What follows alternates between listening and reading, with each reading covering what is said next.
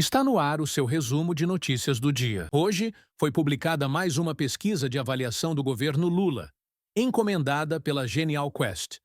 O primeiro ponto que chama a atenção é a desaprovação do governo, que atinge 56%, o maior percentual de desaprovação na série histórica do levantamento sobre a gestão Lula. O descontentamento é crescente em todas as regiões e faixas de renda, mostrando que Lula perde seu apoio até mesmo de seus eleitores mais fiéis, como os moradores da região Nordeste, as mulheres, as pessoas com renda de até 2 salários mínimos, as com baixa escolaridade, os católicos e os pardos e os pretos. Outro ponto que chama a atenção é o descontentamento da população com a atual gestão, que é considerado o pior mandato do petista.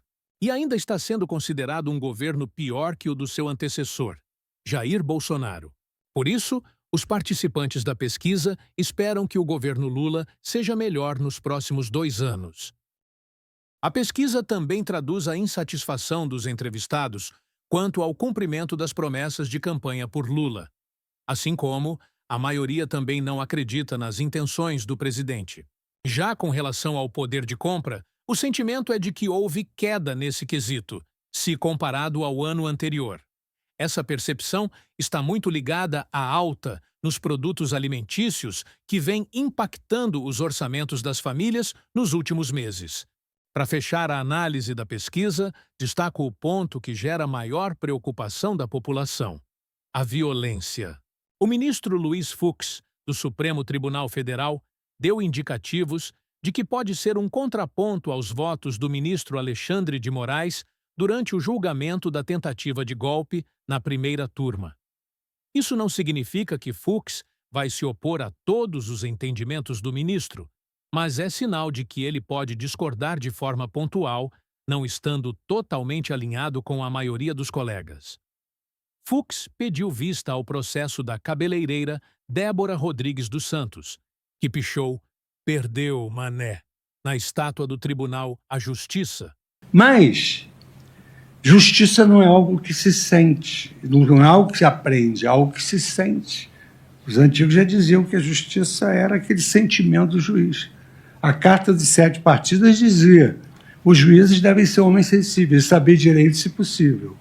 Então, essa é uma realidade da nossa profissão. De sorte que eu, num exercício assim de humildade judicial, e aqui o ministro Alexandre de Moraes citou um caso que eu pedi vista recentemente, do caso do batom.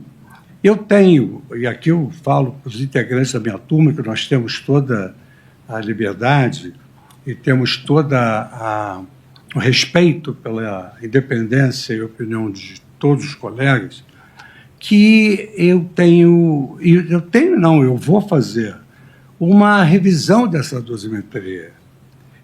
Porque se a dosimetria ela é inaugurada pelo legislador, a fixação da pena é do magistrado.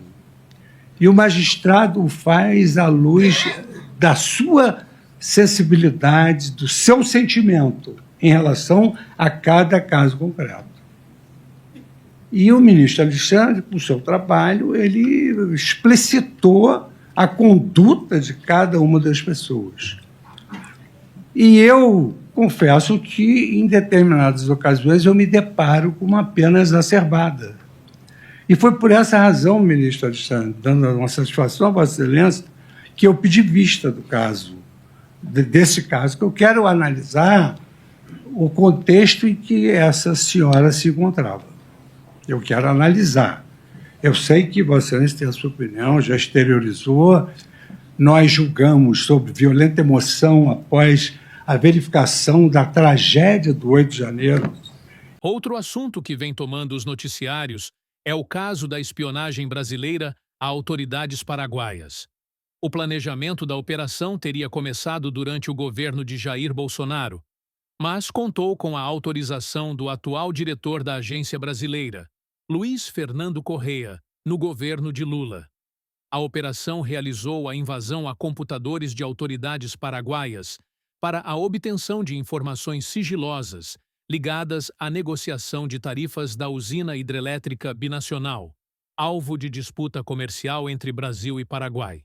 O ministro das Relações Exteriores do Paraguai, Rubem Ramírez Lezcano, anunciou que o país suspendeu as negociações com o Brasil sobre o chamado Anexo C da Itaipu Binacional, até que o governo do presidente Lula explique um possível ataque hacker organizado pela ABIN a autoridades paraguaias. O chanceler convocou para consultas imediatas o embaixador do Brasil em Assunção para que ele detalhe a suposta ação de inteligência do Brasil contra o Paraguai por meio da entrega de uma nota oficial. Mais um caso que vem repercutindo nas redes sociais nos últimos dias é a anulação da condenação por estupro do ex-jogador Daniel Alves.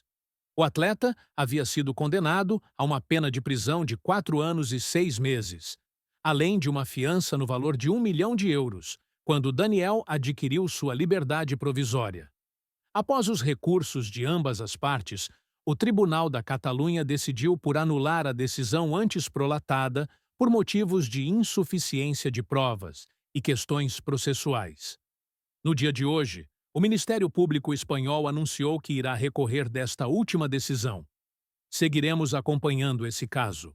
No noticiário internacional, repercutiu a notícia da derrota sofrida por Trump e Elon Musk no Wisconsin durante a eleição para a Suprema Corte Estadual.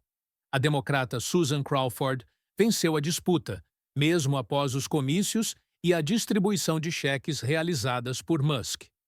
Os democratas apelidaram a campanha de "O Povo versus Musk". Essa vitória pode gerar grande preocupação entre os republicanos, já que na eleição de novembro passado, Trump foi eleito no estado com apenas 1 ponto de diferença. Fechando essa edição de hoje, uma notícia que devemos ficar de olho nos próximos dias e meses. De acordo com fontes próximas, Trump confidenciou que Musk deverá deixar o governo em momento breve. Ainda segundo os interlocutores, isso não significa um choque entre os dois, pois acredita-se que Musk deixará de ser um funcionário especial do governo, mas continuará como um conselheiro informal do presidente. A decisão teria o objetivo de liberar o empresário para retomar o comando de suas empresas. Se gostou desse vídeo, curta, comente e compartilhe. E não se esqueça de se inscrever no canal. Até o próximo vídeo!